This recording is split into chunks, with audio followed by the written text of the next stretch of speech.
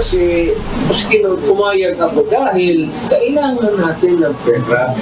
Marami tayong mga nasunugan, hingi ng tulong, makakatulong.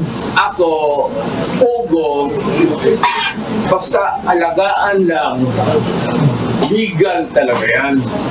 It's intended to be legal and proper. Pagka pumasok na dyan, nandyan na yung corruption, police, pati politiko, sira talaga ang tumada. Pagka pumasok na, tapos nandyan na yung mga politiko, pati mga polis, wala. Kanya-kanyang spirit na yan.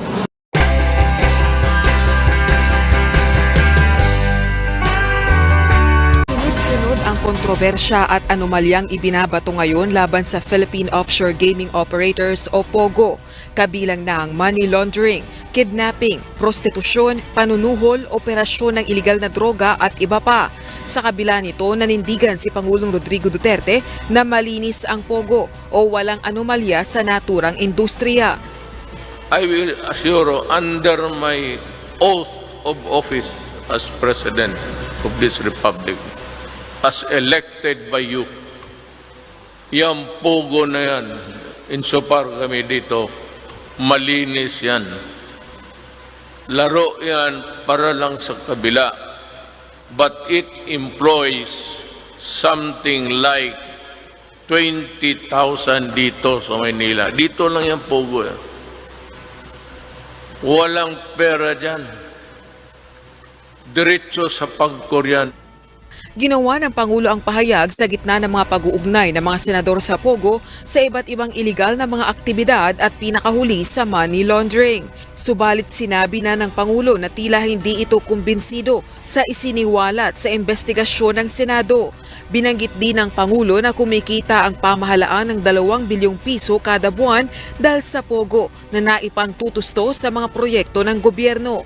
Ayon sa Malacanang, walang plano si Pangulong Duterte na ipahinto ang operasyon ng POGO ngayon. Halos karamihan na mga sinasabing investment katulad ng POGO, nitong mga Philippine Offshore Gaming Operators. O, mga kaibigan, di ba? Yan ho yung mga lahat ng building ngayon na malalaki. Makati, Manila, ito Metro Manila. Metro Manila actually. Lahat siya, wala yatang building na hindi nag-o-operate ng online gambling, mga kaibigan. Kaya nga sabi ko sa inyo, nung lumindol, ba'y naglabasan ang dami ng inchik. Lahat pala ng building na madadaanan mo mula dulo ng Macapagal Avenue sa Parañaque, dadaan ka ng Ross Boulevard, Makati, Maynila, pupunta ka dyan. Ba mga kaibigan, puro inchik yan. Sila ang nagtatrabaho. Ang laging kinakatwiran dito, ano raw, walang kakayahan. Hindi kaya ng mga Pilipino yung trabaho nila. Kung meron man silang Pilipino ron, siguro sa 205 ang Pilipino. Ganon. Yung ratio. Siguro lang, baka wala pa ng Pilipino. Tapos makikita mo, yung mga napapansin ba ninyo kung kayo motorista o kaya sumasakay,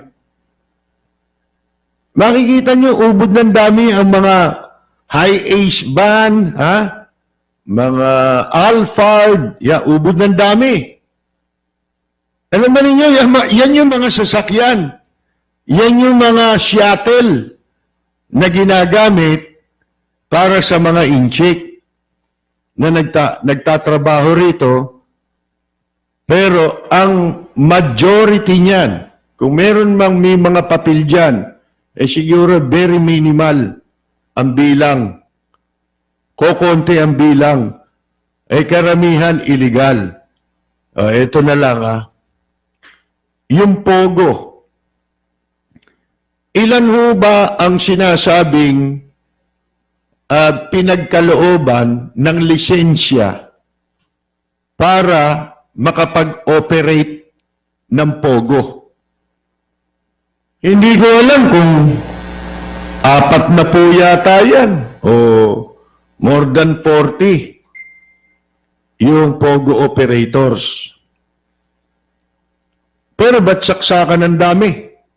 Bakit wala yatang building na hindi merong nag-ooperate ng online gambling? Ito pa nga Noong isang araw lang, di ba? Nabalitaan po ba ninyo?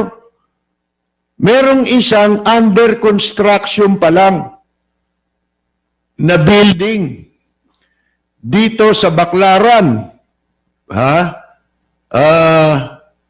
Tinatayo pa lang, hindi pa tapos, hindi pa tapos na ganap na tapos yung building. Hindi pa siya pwede mag-operate. Ano nangyari? Ano natuklasan? Diba hinuli, nilusob ng NCRPO at nadakip nila, nadakma ng NCRPO, mga Chinese tilapia. Mga prostitute na Chinese mula sa China. Isipin mo yun ano yun? Under construction yung building. Paano nangyari yun? Yun ang ginagamit na parang kasa. Doon kinukuha yung mga babae na ino-order ng mga customer. Mantakin ninyo yan. Pati pala mga prostitute dito, wala ng trabaho. Kawawa naman Pati ba naman yung pagiging tilapia, mga kaibigan? Meron na rin Chinese tilapia ngayon. Yung sa Bucor, tilapia, di ba? Mga local yun. Ito, mga Chinese. Pwede na rin, cater yan doon, di ba? Isipin ninyo yan, mga kaibigan. Ngayon, napag-alaman natin, yan tayong mga kinausap ba't ganyan karami yan? Ang sabi,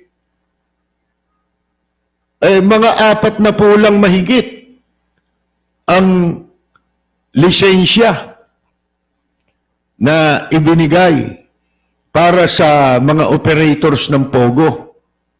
Sa madaling salita, dapat sa buong Pilipinas, dapat ang Pogo, 4 na po mahigit lang. Ba't siyang katutak? Building, magkakatabi, puro puro Chinese Paano nangyari? Ito, natuklasan natin. Puro illegal pala ang karamihan dyan. Talagang mga walang hiya itong nagpapatakbo ng Pogo dito sa Pilipinas. Meron silang conduit dito. Si Kimong yata yan. Ano ginagawa? Di ba sino ba yung nahuli? Sa Pasig yata. Natatandaan niyo yun. Last month. Earlier this month. Hinuli dyan sa Pasig 200 mahigit yung chick, di ba? Nagtatrabaho saan? Online gambling.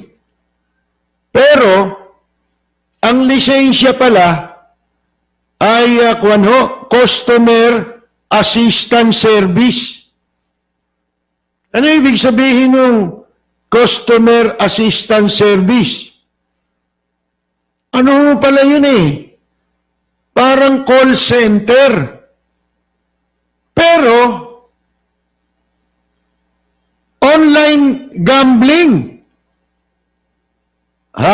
Yung kanilang trabaho at negosyo. Isipin ninyo yan. Paano nangyari yan? Yun. Yan pala, karamihan dito, nagpapanggap na lisensyado. Alam nyo kung bakit? Puro illegal, ha? Maliban sa mahigit 40, lahat yan illegal na, mga kaibigan. Paano nila nagawa yun? Ito palang modus operandi nitong mga sindikato. Itong sumisindikato sa Pogo, nasaksakan ng lakas kay Didi. Siyempre, malaki kinikita riyan ng mga opisyal ng PAGCOR. Mga kaibigan, alam niyo kung bakit? Ganito pala ang ginagawa nila. Itong sindikato, di may mga lisensya ng Pogo. Nanganganak pala yan, parang pyramiding ang ginagawa nila. Networking ang ginagawa nila. Sa ibang salita, ipinapa-subcontract yung lisensya ng may lisensya. Pag sinabi mo lisensya, hindi mo pwedeng ipa-subcontract yan. Mga kaibigan, kailangan ikaw mismo ang mag-ooperate. So, paano ginagawa nila? Ito palang mga may lisensya, ang kumikita, pinagkakakitaan nila ng limpak yan. Sipin mo pera rito, no? Samantalang ang mga Pilipino, walang pagkakataon, ano? Tingnan ninyo, ha? Ang may pagkakataon dito sa Pilipinas, dayuhan ka. Sindikato ka. Yan, may pagkakataon ka. Kaya nga yung mga waiting lord, tiba-tiba, di ba? Paano? Okay sa kanila yung okay na ipagpatuloy yung negosyo nila. Wala silang kalaban. Hindi nila kalaban ng gobyerno, kakampi nila. Isipin mo, ang gagawin nito ngayong lisensyado ng Pogo, bebentahan niya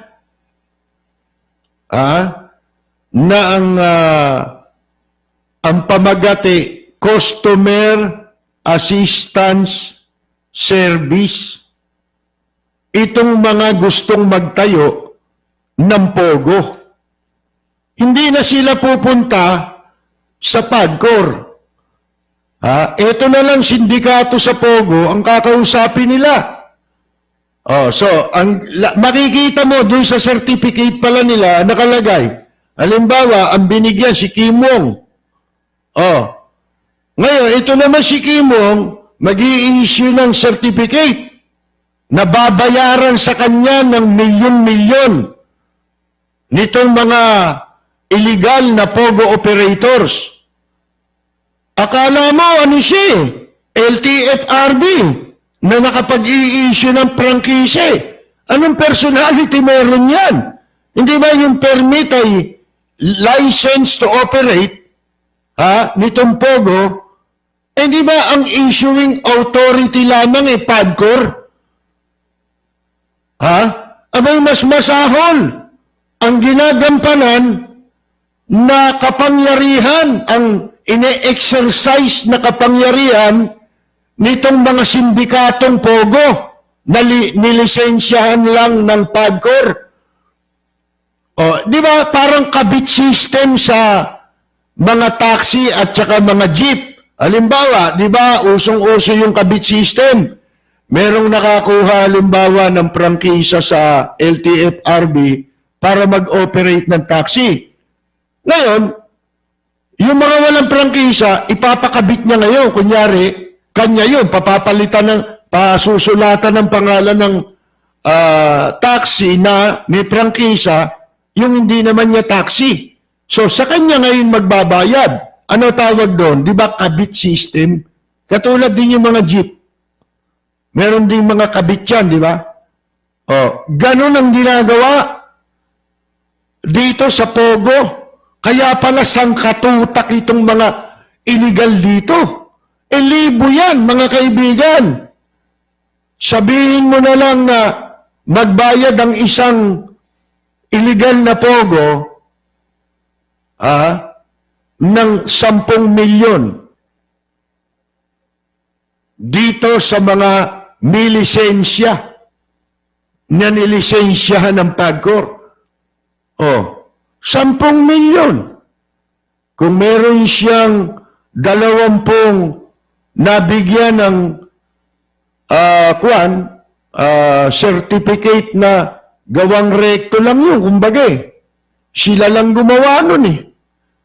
Oh, maliban na, pinipirmahan ni Domingo yun, pero illegal pa rin yun. Isipin mo, kinakabit doon sa lisensyado, kunyari, customer assistance service. Pero pag pinuntahan, online gambling ang negosyo, hindi ho call center. Nakapag-ooperate sila sa visa ng papel.